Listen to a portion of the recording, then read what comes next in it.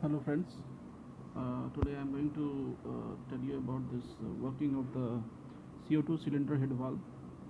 Uh, Now how the CO2 cylinder head valve works, I would like to explain. Uh, when we activate the remote from the remote control panel, the pilot CO2 cylinder, it is having very less pressure.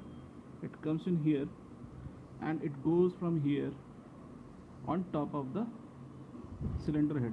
Cylinder head is having here one piston. At the head we are having a piston, and this piston having a area A1, and below is there another check valve is there. Now this check valve, this main check valve, beneath this is the spring force.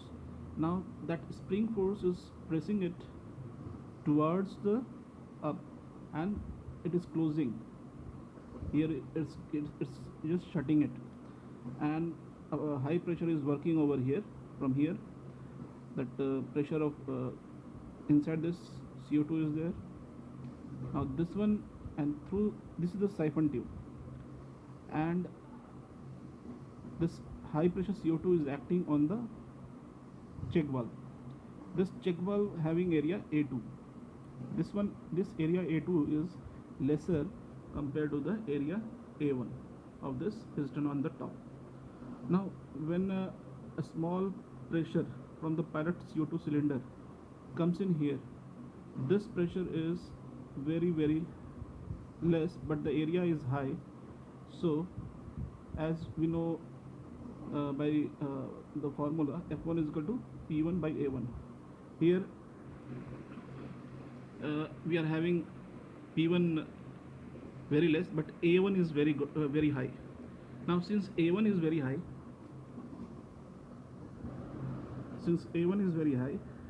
so this force will be very high. And here, compared to the force which is acting over here, this force is F1, this force is F2. F2 is equal to P2 into A2. Now this A2 is very less and P2 is very high, but because since it is very less, so ultimately the result is F2 is very less as compared to the, therefore F1 is greater than F2. So as the piston comes down, the stem comes down and it pushes the main check valve, and when it pushes the main check valve, the CO2 gets released through the siphon tube. It gets released through here. From here, just see here, it comes down, it will come from here, it will come from here. This is the casting,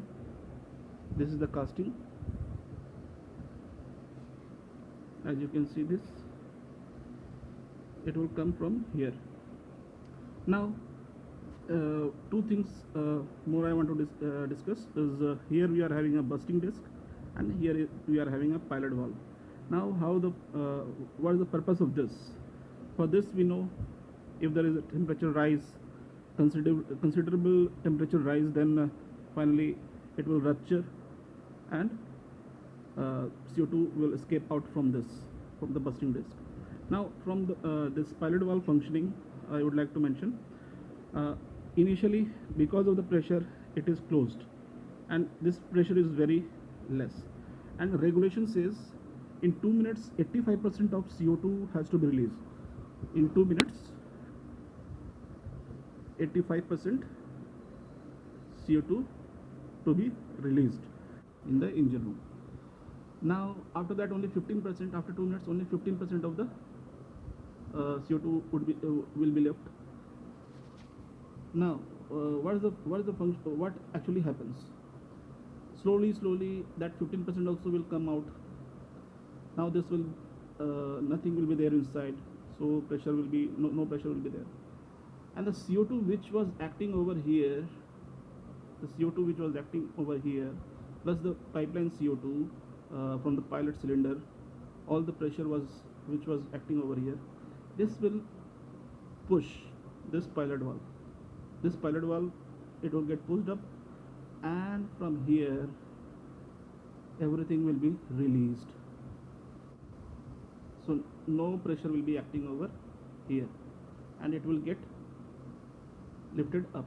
The piston will go, this piston will go up, and as this piston will move up, this check valve, it will also move up and it will close.